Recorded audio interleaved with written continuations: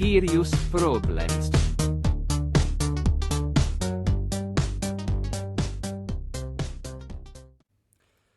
Right, Mika? What's your Skirious Problem, mate? Mate, I think you know exactly what my Skirious Problem is. And I tell you what, you've got a Skirious Problem too. I think after doing intervals with Einar Hedegaard this morning, we've both realized that it's time to wake the fuck up because we both got a very, very, very Skirious problem. Mate, don't even bring it up. We shouldn't even be talking about it on the pod. No, but it's ridiculous. I mean, like yesterday we were at this barbecue. Okay, maybe give the people some context. We did intervals today, Jimmy and I, first proper intervals of the year. Roller skiing, we did 5 by 10 minutes, what was supposed to be level 3. And we did it with Einar Hedegaard. He joined in. And now yesterday I was having dinner with one of our friends here. Actually, Kasper Herland, birthday boy yesterday. Big friend of the show. Shout out, Kasper. And then I was saying like, oh yeah, I'll do intervals tomorrow. And he's like, what time you start? It's like, oh, I don't know. I didn't really want to say because I was already afraid that it was going to be very painful for us. And so then he's like, oh yeah, I'll join you guys. I was like, okay. And then he's like telling me about how little he had done in April and that he'd done like tons of events and got hammered a fuck ton. Basically same as we all did. Turns out in some things, Einar Hedegaard is actually a human being. And so then we start these intervals. I'm quite positive before the start, even in the first interval. And then I measure lactate after and I see like 3.9. And I was like, oh, this is not really level 3. It's almost a bit like hard. I think you were also starting to feel it a little bit there. Yeah. It was, but the worst thing was on the, like, let's not go too much in detail, but it was like so much on the flat. Like, you know, when you're roller skiing on the flat, it's easy to keep up. Mate, you realized that on the first flat part, it was you that was attacking. Yeah, but then it was fine. But then on the second bit, it was like, it's like, it should be a lot easier to ski behind on the flat here. Yeah, like, the second flat bit, I was yeah. So, but anyway, okay, we take lactate on the second one, and Einar's like, oh yeah, surely you have around like 2.5, 2.6. I measure 5.1. I was like, it's just going hard. And then he's like, oh, can I maybe measure, because he didn't bring his device. And he was so Norwegian and was like, can I buy a strip off you? I was like, no, you can't, but you can just measure if you want to. And so he measured after the third interval. By the way, the third interval is the one we went fastest because we just checked on Strava. Actually, we did quite a few PBs there. Yeah. Some Strava PBs. So we went quite decent pace. And then he measures 1.5 lactate. And we're like, no, come on. And we had got dropped by that point. We got dropped there, yeah. And he was skiing with 1.5, and I was like, "This, I've never seen this in my life." Honestly, I don't think I've been humiliated that badly ever. No, it's actually this, like, I was very depressed this season when I turned into a somewhat of a bad skier. And then now I'm not sure we have it anymore, Jimmy. No, but that's like during the interval, you said something. You said like, "Oh yeah, fuck, we're back at the point we left it at." Yeah. But we're not actually. I think we're so much further than the point we left it at. We had the same off-season pretty much, and I actually trained quite a bit. So I think maybe he chilled even more than me. And then he's already on a better starting point than we left it at the end of the season. I was like, what the... He must have been devastated, I think. Mate, Mika, I know what happened. Tell me. He had faster roller skis. Both of you and me slept quite shit. Do you have any other excuses, mate? Oh yeah, we must have underfueled as well. Yeah, we didn't eat enough last night. Yeah, that must be it, right? But mostly faster roller skis, I think. Yeah, I think he just had super fast roller skis. Also, the lactate measure was broken, so it measured really low for him and really high for us. I think that's the thing. True, right. Okay, you know what? Let's actually... Also, for the audience, we actually decided it's time to wake up and we're going to train and we're going to hammer training and we're going to be so good next season. But the starting point is not too promising. We have to be honest on that. But, Jimmy, tell the listeners, what have you been up to since Lake Placid? We haven't been active on the pod. We haven't been active on social media. Both you and I done quite a few things in off season. Tell the people, what did we do? What did you do ever since we last talked? Yeah, I mean, we left it off with the live podcast in Lake Placid, Which and was the greatest event ever. that was like highlight of the show, like Yeah. best thing that's ever happened to Skirious Problems. Had so much fun, and then we were like, we can't top it up, so left it out for the rest of the season, and now we're gonna pick it up again and start doing some regular podcasts every 2 weeks. Try to bring some like chats about training. But what have I been up to? I think I've been just chilling, doing ski touring, bit of partying, bit of skiing, similar to what you've done, I think, bit of holidaying, and Wow. just the usual, mate. It's like Living the dream. Yeah, but at the same time, it's like I'm gonna have so much time to do stuff in April, and then you basically do all the stuff that you haven't had time to do in the season. So you meet up with friends, meet up with family, do like ski touring stuff, and suddenly it's like, fuck, I have no time to do anything else. But that's okay. Now got a good little wake up call today, so I think it's time to get back to some proper training. Also, something that we're going to discuss very soon is that I've been for 4 days in Slovenia for the FIS meetings, which was bit nuts, to be honest. So much things happened, and it was cool. What about you, Mika? What's been happening, mate? I mean, basically same as you, yeah. After Lake Placid, we landed. We were insanely jet lagged, and then went straight to Kiko's farewell race in Italy, where we maybe got hammered a bit too much and raced a bit too little, or at least I. I think I need to explain to the listeners how unmotivated Mika was for racing. The dude was not ill at all, but like invented illnesses. Like, I was so ill. shit. You just didn't believe me. Shit.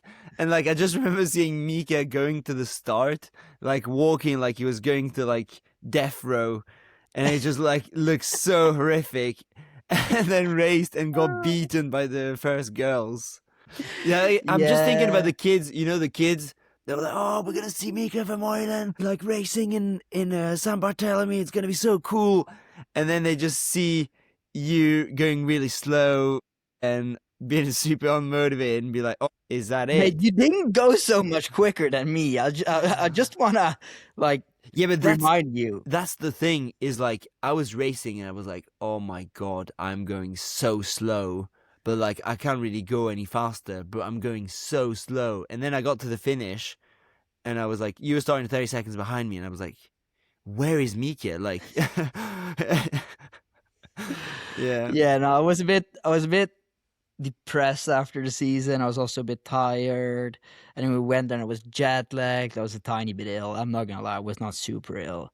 Not ill at all. And then you just start the race, and then you try for like a good 25 seconds, and that's when you realize, ooh, I'm pushing really hard, but I'm just going insanely slow. And then you just try to make it look as if you're not pushing, because then at least people think, oh yeah, he's just chilling. But I don't think I could have skied so much faster. That's the problem of it.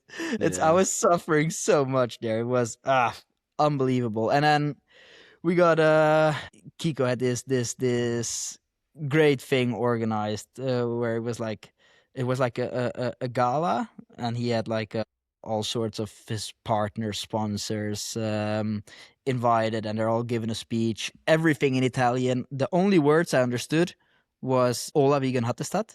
That I understood. Didn't understand anything else. Then he gave, I think, what was like a 45-minute monologue. Didn't understand the word there either, but I was impressed. Like, fuck, try to have a 45-minute monologue on a stage. And he didn't stutter a single time. It's like he was just kept the ball rolling. Yeah. And then we got somewhat hammered after. Next morning we wake up It's like super early. We're staying down in a valley somewhere, and his race starts at 8 in the morning, I think. Yeah, it was horrific. And we were supposed to leave with a bus at like I think around 5 in the morning, but Marcus Kramer was there too, and he was driving up, and he's like, "Oh yeah, we can drive up with him." So we left at I think around 6, drove up there, went to the warm up. Jimmy went to the warm up. I went to put on my shoes. I was just thinking to myself, what am I doing here to myself now? The worst was that, like, I was like, okay, fuck, we just have to do it and, like, get down and do it. And you were actually pissed at me. You were like, Jimmy, like, why are you fucking forcing me? Like, you're just pushing me so much to do this race. And I'm like, mate, nobody's pushing you. And then after a while, you realized that nobody was actually pushing you. And I was like, mate, just don't do it. And then you were like so relieved to not do it. No, but then I decided, okay, now Jimmy's doing it. You know what? I'll do it too. Put my shoes on, sat there with my shoes untied, sat there for like, I don't know, maybe 20 seconds thinking, what am I doing to myself? Took off my shoes again. Went up to the cafe, had a few coffees with Marcus Kramer. Yeah. Whilst like you guys were racing. Then I did like a 2-kilometer lap together with like lots of people, like a Kiko appreciation lap. And yeah, and then we had some fun again. But yeah, after that, I don't know. What did I do after Kiko? Then I had to go to custom championships in Undermud.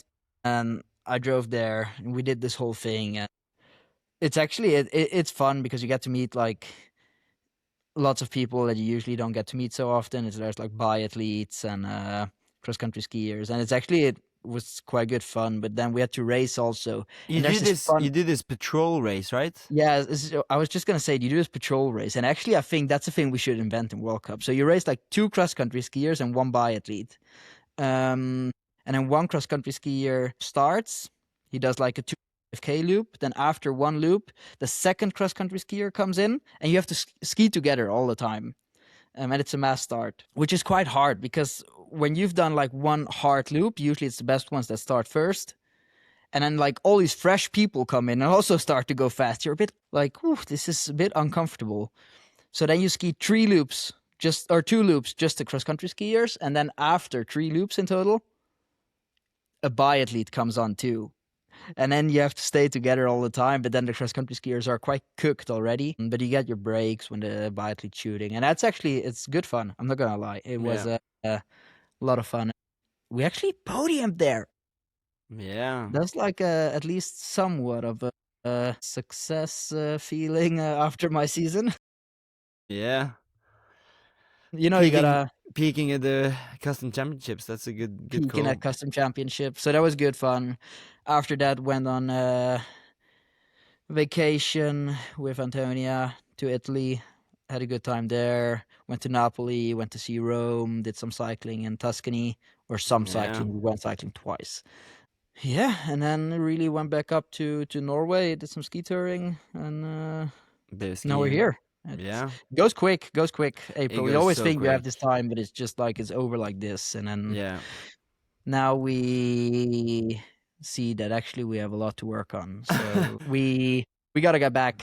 But I think it was great for us, mate. Great for us to get smashed by a biathlete today. Then we know what we have to fucking do. And it's also great for us to know that the biathlete that smashed us today is going to race Norwegian Cup next year in biathlon. Mate, we should actually talk about it. We should, because we're actually gonna talk about it. Yeah. Okay, Einar Hedegaard. Yeah, Einar Hedegaard. Okay, so dude, or you want to explain it?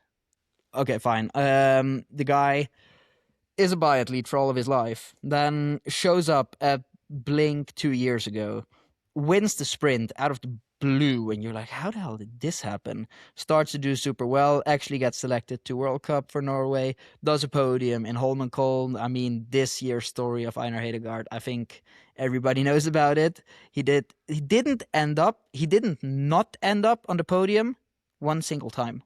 He was on the podium in every race he did, which is insane, apart from B-sprint. And his worst result was second. No, third in the Olympics. Yeah, and the rest was first of all the races. Which is insane. And so you have this guy who's actually, I was a bit critical of people calling him the greatest skater ever during the winter. But after, like, with this record, I think it's fair to say that at least he's on the way to becoming the best ever skater of all time. Yeah. What's a logical choice if you could be the best ever to do something of all time? Change sport. It's like, I saw a lot of things coming, but I'm not gonna lie, I did not see this one coming. Yeah. That he actually is back to biathlon and he's on the recruit team in biathlon in Norway now. But it's kind of a baller move what he said. Basically, he was just saying, okay, I love like biathlon and I want to do biathlon. So I'm going to call out the Norwegian biathlon team and I'm just going to tell them that they should add me on the team as an extra, like as an extra athlete. And they'd be stupid to do it because even if it's not purely for him, it's like, think about all the others when they get to train with him and see what he does and how he trains. I think it's such a benefit for the team as well. Yeah, and I think it's also a bit of a blow to like cross country skiing, to be honest. It's like, yeah, I'm a biathlete, I come, I smash everybody in your sport and I just go back to biathlon. And then also the approach that he has, because I was making jokes to him today when I said, oh yeah, just because we was going on about something that we're going to go on later as well, about heat mass starts. And so I was saying like, oh yeah, you see us all race in Davos or whatever. And then you're going to be at Norwegian Cup. And he's like, yes, but also think if in 2 years from now on Holmenkollen at the Home World Championships, I actually managed to get a medal in biathlon. And then I was like, yeah, that's actually right. I didn't really know that they had like Home World Championships in Holmenkollen in biathlon soon. So it's kind of like, I mean, he needs an individual gold in a championship as well in cross-country skiing. But he's kind of like, I mean, there's not so much more to achieve in cross-country skiing than he has achieved. He can just win more of the things. There's not so many different things that he can still win. And then you're like, it's actually, yeah, okay. Yeah, but to finish kind of the story, so then he called out the national team for biathlon. They said no originally. And then they said, okay, you can get a spot on the B team. And then they made it good so that I think they get to train. The B team gets to train quite a lot with the A team, blah, blah, blah. So then he eventually He actually doesn't really know so much yet. He said they have a meeting on the 15th of May, I think, or something.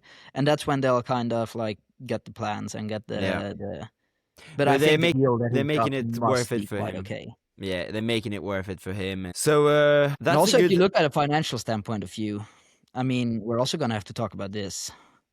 Yeah. What was the alternative? To be on a Norwegian national team where you get paid 150,000 kroners a year as a standard salary, which is in, I mean, we have a lot of US listeners. That's like, I don't know, probably around like $13,000 or something. Yeah, but I mean, like if that's your I mean, you have to look on the financial side of things as well. Of course, Mika, but like you get stuff as well. Like you get really good wax support. You must get more deals, like private sponsoring through the Norwegian team. Like I don't know, like all these adverts they do for Kiwi, blah blah blah, for like DHL. They must get money for that. They don't just do that for free. If the deal with the Norwegian Ski Federation was so great, Jimmy, then the people would love to take it. But actually, most people that have taken it now got forced into taking that deal because they did not want to be on a Norwegian Ski Federation. We can actually take out some examples here. Yeah, no, but give a bit of okay, we give some background. So there's like the team selection in Norway. It happens quite late usually. Or I would even go even further back. Like, look at the selection for Olympics. I think there was about half of the people that have been selected that were not on the national team. Yeah, I think it's about half. But it shows two things. We can also say shows two things. Thing number one, the Norwegian sports system, the way they have it, is working insane because you don't need to be on a national team to still be successful. Yeah, that's one thing it shows. Another thing it shows is that the Norwegian national team simply does not have the best route for cross-country skiers at the moment. Maybe it shows that as well. So it shows two things. Then Norwegian Ski Federation got a bit upset about that. I think there's like lots of critique they got in newspapers as well and media. And so then they decided, okay, everybody that gets an offer from the national ski team has to accept that offer. And if they will not, that automatically means we're not going to take them to World Cup. And I think that it was like a direct threat like this to athletes. But I think and that's not let's really also happened say before. that they can do it. There's nothing to Yeah, say that, like, they have the power to do it. They're like entitled to do it by FIS. It's which is fucked, by the completely way. within the rules. Which is so insane if you think about it. I mean, they've got a monopoly, and still they can just say, "Oh no, we're not gonna take it to Yeah. World Cup because you didn't accept our offer." So that was like kind of the has problems like this have happened before, especially with Northug and Klæbo. Yeah, but I don't think there's ever been the direct threat of being, "We're not gonna take you to World Cup if you're not gonna sign." Oh yeah, that was the threat to Klæbo. A few years ago, it was like, oh, Klæbo, if you don't sign the deal with the national team, you will not get to start World Cup. And they was like arguing for ages until he eventually signed a contract with them. But yeah, it has been the threat, and they had loosened up the rules a few years ago and let like Astrid Lind, for example, race or train with the long distance team in Arkadali and still race World Cup for the Norwegian team. But then this year, I think the problem was there was tons and tons of athletes coming into the national team that just didn't want to be a part of it. And then they were like, oh, well, we're just going to force you then. Otherwise, you don't get to race. You're going to go to, either you do that or you go to Ski Classics. And then they completely leave the most important thing out of the equation. Like, why did those athletes not want to be on a national team?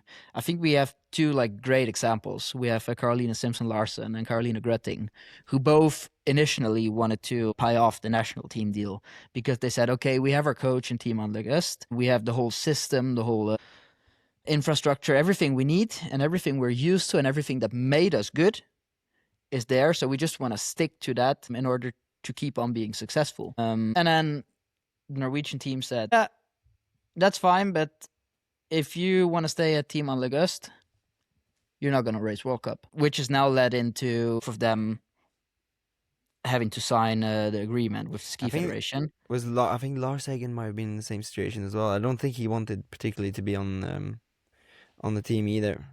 Because then you look at what do these teams do in training, for example. They have like in Lillehammer, Team Anleg Øst has like almost a daily surroundings, so daily support on sessions, like at least on all the hard sessions. They get to work together with the coach, like really hands-on.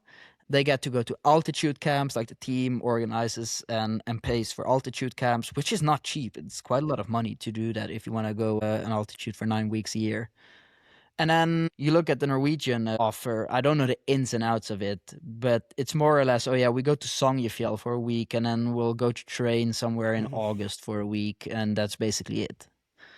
It must be more than that. But it's not more than like 4 or 5 like you also have to look. Okay, you have to look at you get sponsorship opportunities. You get money. Like I don't know what the deal is on Anleg Øst, but I would be surprised if they get money. And they don't get that amount of money. They don't get $13,000, sure. Or like, not for sure, but I would be surprised if they get that much. And then you get really good wax support from the Norwegian team. You have like an assigned waxer that's going to go through your park. Yeah, but they have that in Anleg Øst. Come on, Mika. Do they have somebody that goes to the Fisher factory and picks skis for them? No, for sure. I don't know for 100%, but I'm actually guessing that they have like really good deals there. If you look, if you look at the ski side, the Norwegian if you look national at the ski team side from Anleg Øst, they still get the wax support on World Cup if you go to World Cup with the team. And if you look at the team, like one thing they couldn't complain about either was bad skis. I think they had like good skis in pretty much every race. Yeah, probably, but like still. So it's not like that's a step that's gonna change their career. No, but I mean, the problem is most of these athletes eventually ended up racing for Norway on the World Cup, not as national quota, so they were like waxed by the Norwegian team. So I don't know. I think for some athletes, they established, like Astrid Lind, I understand she wants to stay with her long distance team and like it's kind of been a thing for her the last few years. But for a young athlete like Karin Grötting, I think understand that you're like, fuck, this has been my best year. I need to do exactly the same, and hopefully I'll be a tiny bit better next year. But like, maybe the setup she would get would be better. It has to be better. Like, but it's not. We've all talked to her. She like, come on. She doesn't think so. Yeah, she doesn't think so. But she in the media that they've been forced into the national team, and that more or less both of them don't really want to be a part of it. Yeah, Caroline Simpson-Larsen is a little bit different because she's a bit more experienced. She's trained for many years now. She's been in the junior team maybe back in the day. I'm not sure. Not sure. But she maybe has a bit more like she can see a bit more It over doesn't but matter, mate. I think if you're, I understand why they don't want to be in, but maybe you're making such drama about this if we're not on the podcast, and the second you get a microphone under your mouth, you're like, actually, the Norwegian team is actually quite good. Do you want me to fucking agree with you? No, but like, I don't want you to agree. I also want to be like, okay, these athletes also have to be a little bit humble and understand that this is like the biggest national team in the world, like which the most is established. shit. They're up like the system that they get offered. What they get offered it's just simply worse than what they had before. If it would not have been worse, they would have all accepted the offer. They would have all been like, oh yeah, but this is great, this is going to make us so good. But it's like in each individual case, if you look at the athletes that didn't want to join, it's simply because the offer they got from national team, and that involves coaching, camps, waxing, is like, if you looked at the total, if you draw a line, it's worse than what they have before. And I can promise you one thing, you would not settle for worse. What do you say? If you would get an offer now from GB Snowsport, say, oh yeah, you know what? We're going to give you a stipend where we're going to pay for your food and a meal. But apart from that, we basically take everything you have now away from you. I don't think you'd be that happy. I think that's pushing it a little bit to the extreme. Like, definitely. That's definitely pushing it to the extreme. But I think they will have a good setup with the Norwegian team. They will have a good setup, and I think it's not about a good. You want to be the best skier in the world. It's about having the best setup and the best system but my feeling is that maybe it's just because they're just holding to the feeling that they had the best season with their team, and so they want to do exactly the same. But like, mate, altitude in endurance sports, it's like one of the main things. It's one of the main topics, and then you have a clear philosophy and a clear system where altitude is a big part of that. And then you get forced into a system where altitude is just not a part of it at all, not in any kind of way. So if you want to do it, you have to pay for everything yourself. Now, those $13,000, they're gone. If you go in 9 weeks for altitude, that's true. They're gone. Or like, even if Onlegas pays, even if they pay his athlete a little bit, then suddenly you get to the same amount of money very quickly. So it's like the reason that people don't want to be on a national team is because the total offer that they get, if they just make a line under everything, it's worse than what they have. Maybe.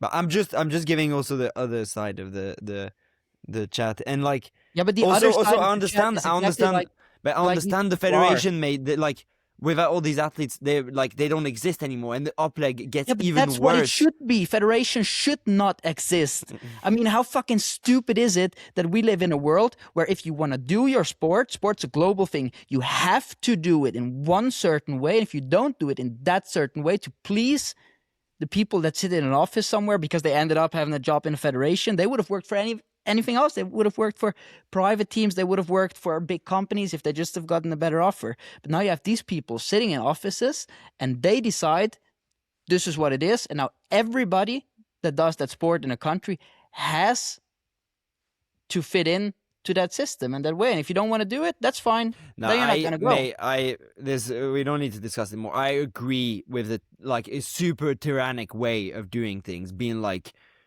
you're with our setup or you're not racing. That's like a terrible way to do it. Like, they could definitely have done way better. Even they could have like found some sort of deal where they were collaborating with the private team. They could have done tons of things. And it's like, bully way of doing things to do what they did, and 100% agree. But anyway, I think we can move on to the next subject, unless you have some.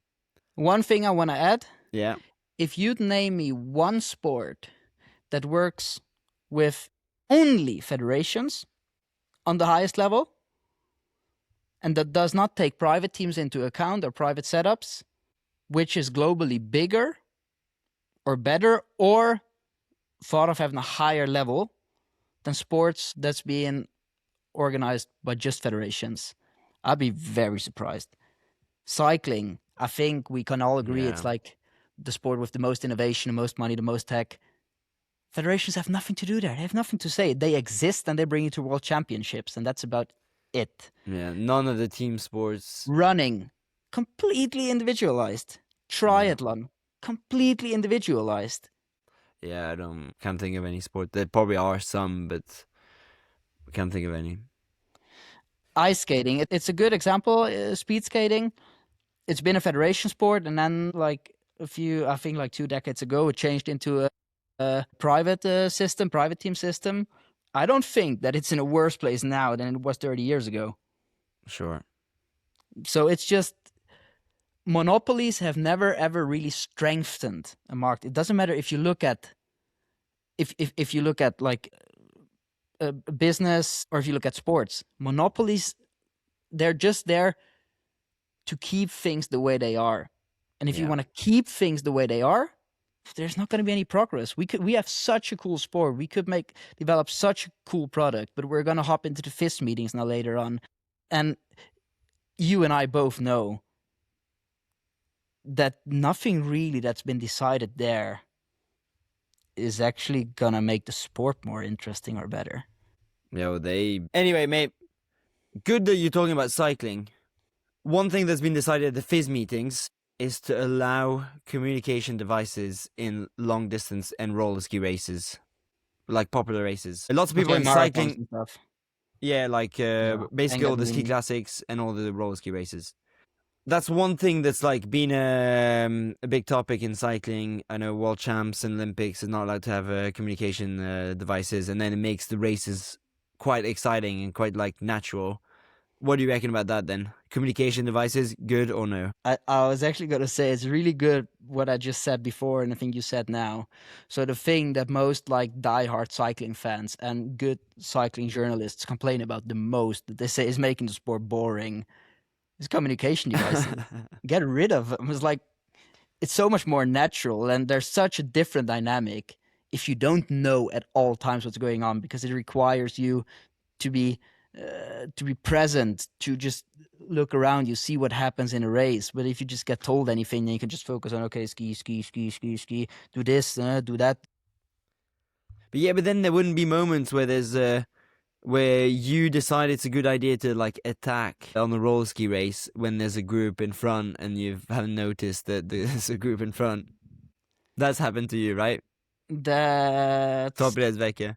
yeah, a few years ago. That's true. No, but Yeah, but I wasn't present. That was like my problem. Then I don't know.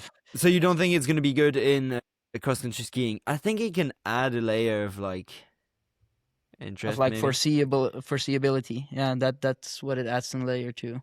So you think it's shit? I mean, the most exciting shit there is unforeseeable sports. When you just watch the Champions League half final, PSG against Bayern, and you just don't know what's gonna happen. That's exciting. So that's the first decision that was shit, then, according to you. Or let's put it like this: I wouldn't call it a shit decision. I just don't see how it makes it more exciting. I think it could Yeah, I be think less stress for the teams and less stress for the athletes. But to be honest, is less stress what we want? Not necessarily. I think it's also a bit like so then you get also some info on TV, added stuff. I don't know. I think they're just gonna try it out, and then we'll see if it's any good or not. I think. Yeah. Yeah. Next thing is a bit boring.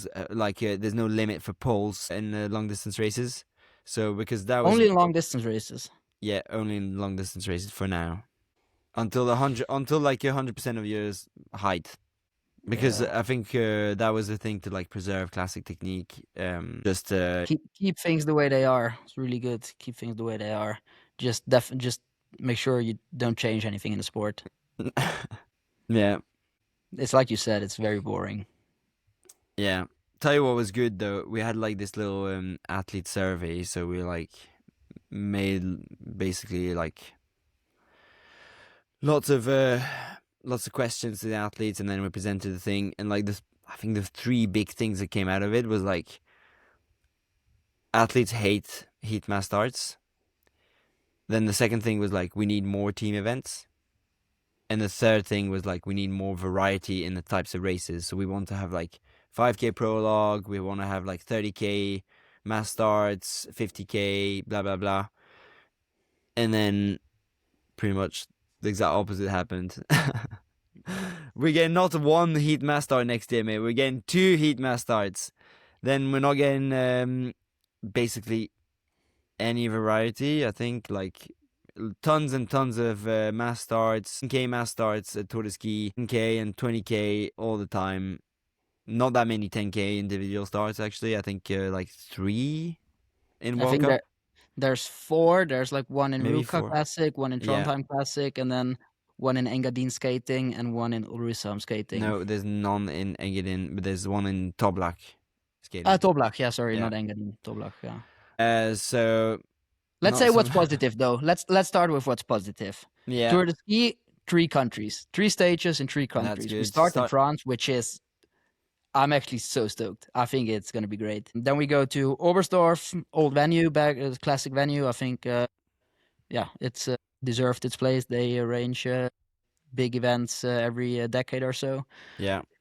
So that's deserved, even if I think that the tracks in Oberstdorf aren't really good. And it's also going to be great because literally nobody will come and watch our races. That's You also think good in so? Oberstdorf. Well, okay, yeah, maybe. And then, yeah, I mean, classic final in Val di Fiemme with a pursuit No. up to, is it not a pursuit up to Alp Cermis? No, mate. Good try, but no, definitely not. I If- thought it was going to be a pursuit of Alp Cermis. It is definitely not a pursuit. I'm sorry. Oh, it's just, That Okay, was one of the wish of the athletes as well, was taking it back to a pursuit, but that is definitely not going to happen.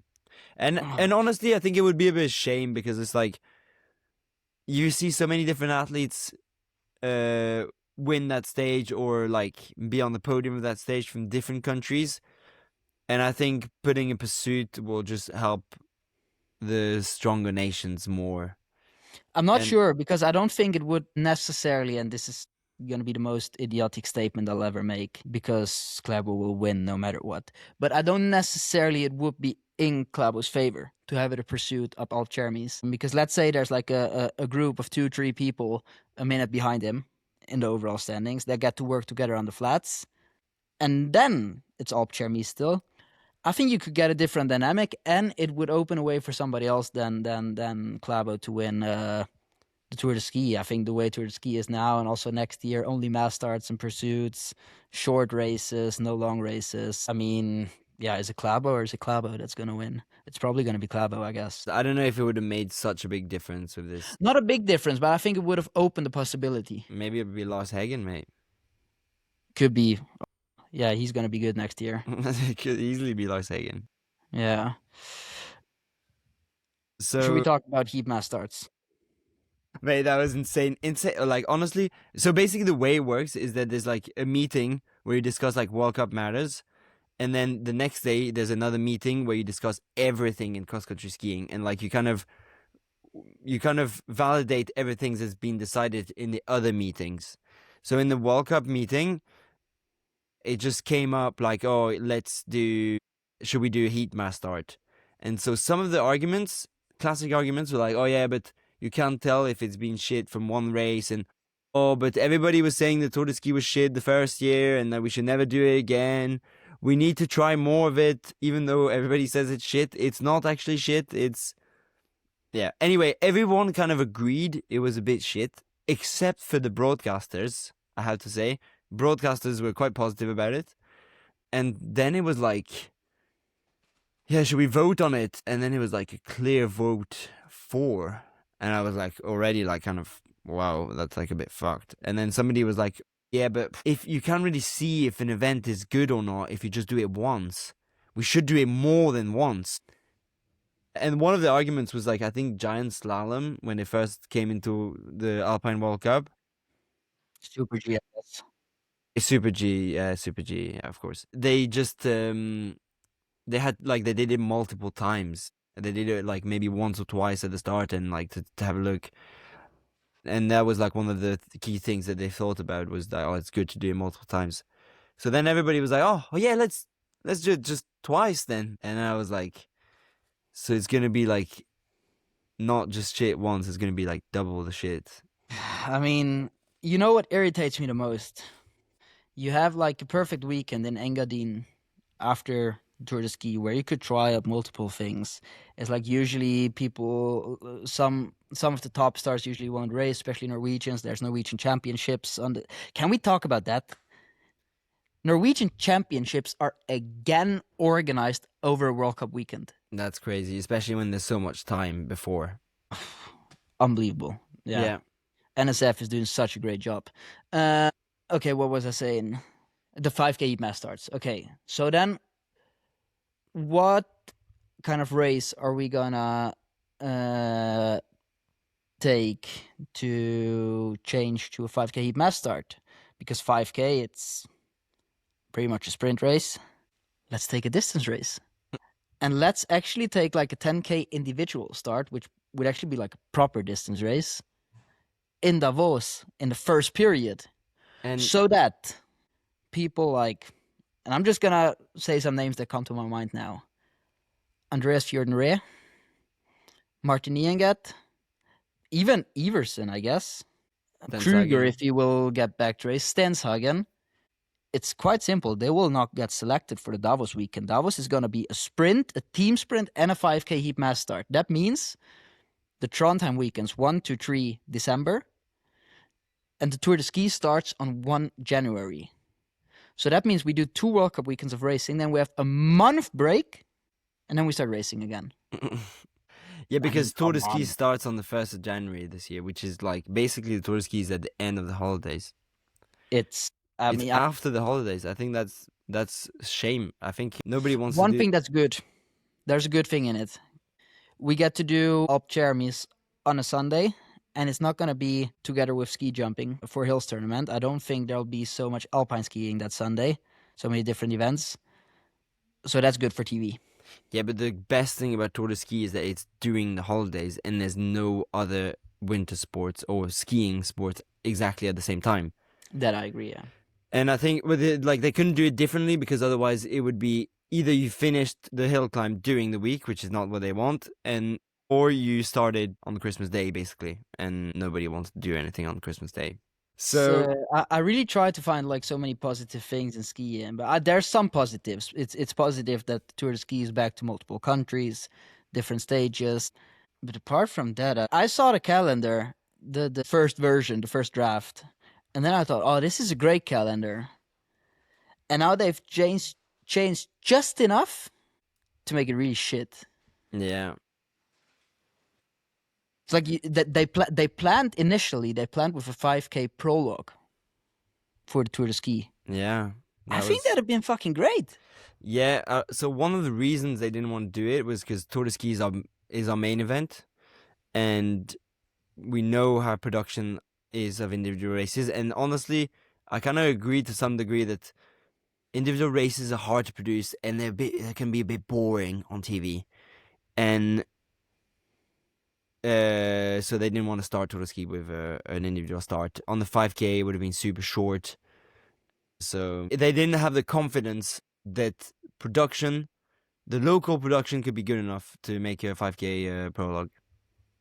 Because the way it's done is that when you organize a race in the country, let's say Austria, the person that gets the broadcaster gets the rights in the country has to produce the race in exchange for getting the rights, and then the rights are sold to other countries.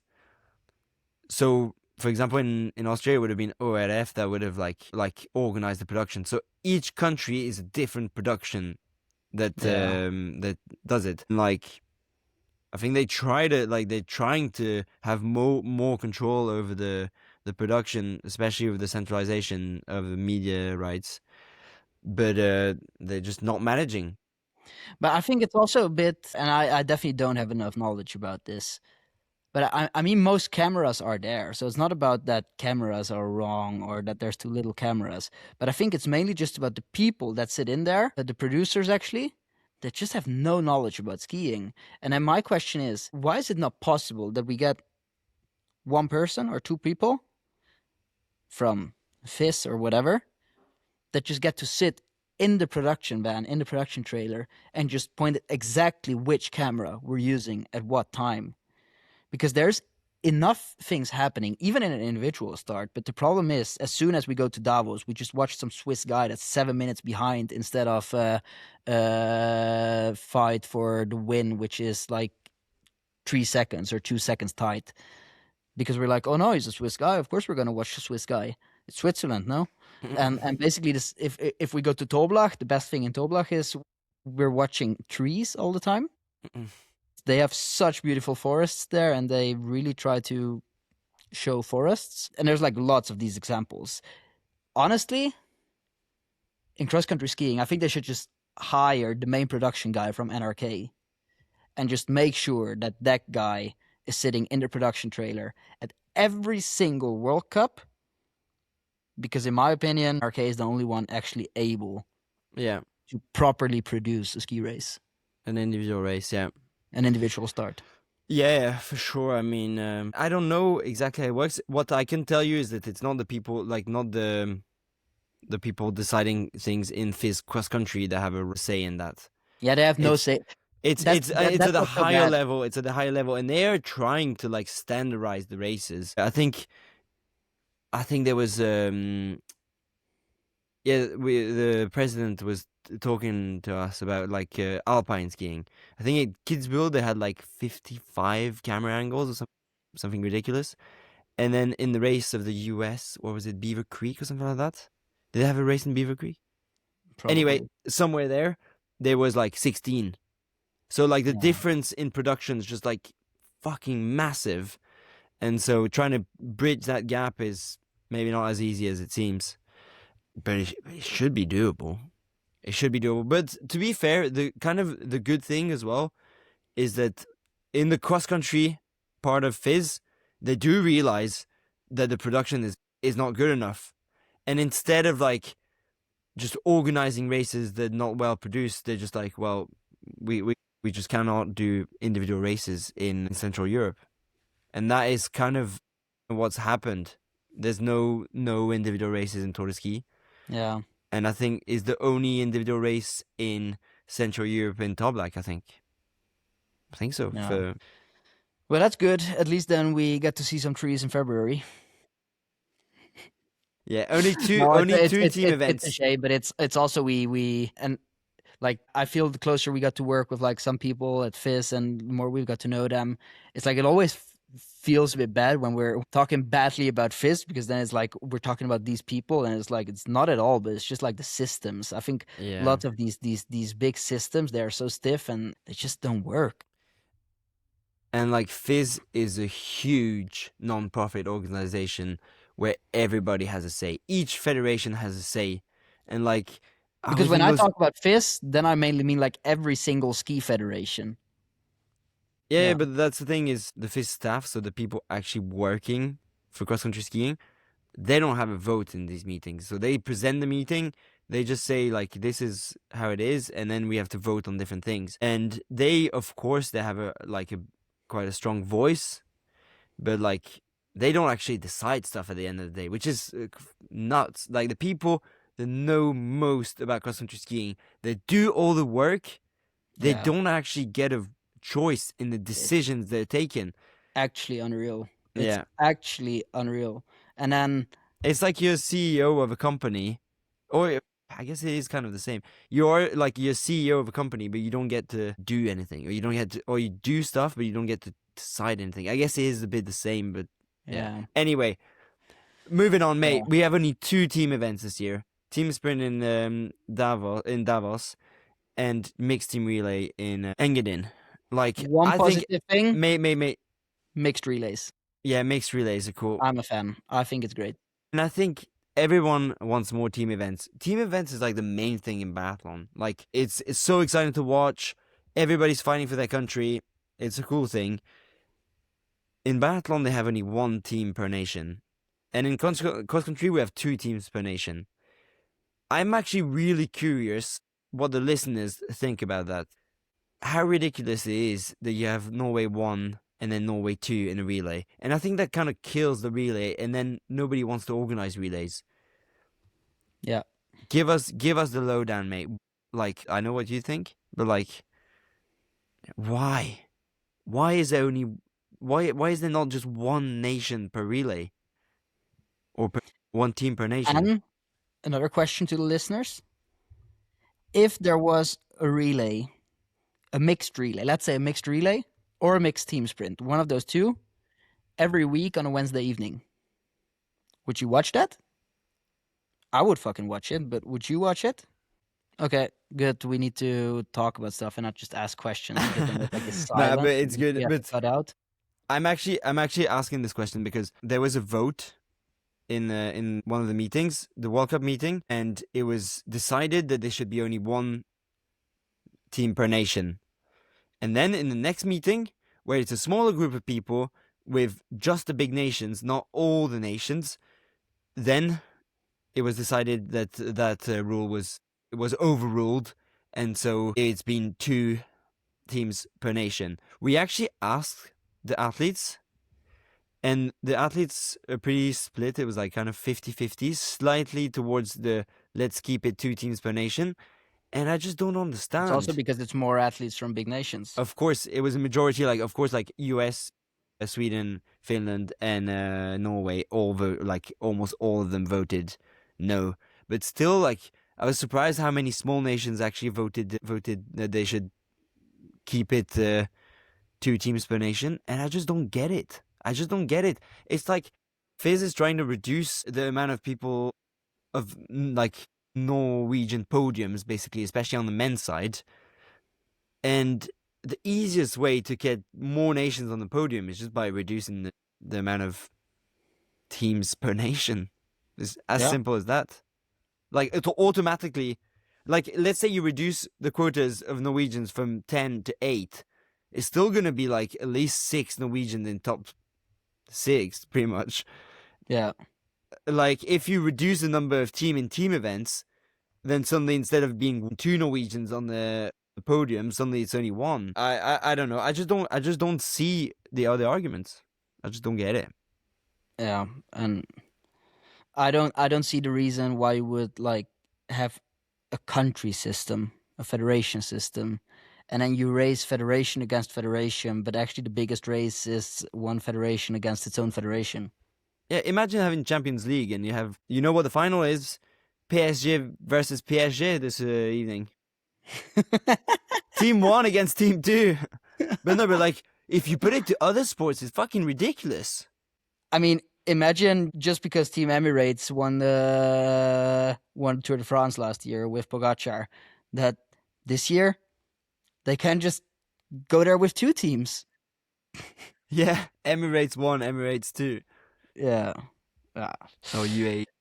Ridiculous. We're starting to go on about lots of ridiculous stuff now. Anything else exciting, Jimmy, that you want to talk about? I think that's it. I think there's definitely some smaller things also that were decided at his meetings, but nothing so crazy that we need to discuss everything. Right. I would say we're fucking back. I was not gonna say the F word, but then I was like, oh yeah, it's us. LFG. So we're fucking back, and we're gonna do regular podcasts from now on. Over the summer, we try to do a podcast every second week. And if there's something you guys want to talk about, leave us a comment. Tell us if you missed us. Tell us if you think we're boring, and tell us if you also hate heat mass starts as much as we do. Also, I think I can announce right here, right now, I'm not going to Davos to the World Cup. I'm definitely not going to go there because I choose cross-country skiing as most people do because it's an endurance sport and I love endurance. And then, you know, it's really good with an endurance sport if you take the endurance part away from it. it makes it so exciting. Yeah. So, right. Davos, see you in 2027. You're not gonna do heat mass starts there again. The For Swiss the rest? loves heat mass starts, so Swissies love heat mass starts, so maybe we'll see you again. Yeah. Right, Yeah. mate? Thanks for the chat. Me and Nianget, we're gonna go on a vacation to Bali while all of you are gonna do a heat mass start. And you know what? We'll bring Muzzy too. We'll bring Muzzy to our Bali vacation too. Mate, you have a month basically. So you have like 2 weeks of vacation, 2 weeks of training. And we Perfect should be setup. good to go for the tour. Yeah. Right. Tell us Skirious also in the Problems. comments what sort of content you want to see over the summer. We're thinking about having a podcast every 2 weeks, talk more training focused stuff, and then we're going to try to do some regular vlogs just to bring you a bit the insights of what's happening in our training, Yes. right? Right. Oh, I just got gossip as well. Yeah, tell us. Should we Mate. put it in? Yeah. Then Magnus Björk to Finland Wax team next season. That's the waxer for the British team. Oi, oi, oi. Seems like you guys need a new waxer. I don't know. Sounds like maybe. Apparently, I don't know. I haven't heard anything, but You heard it here now. yeah. Right. Yeah. Skirious Problems out. Ciao. Ciao, ciao.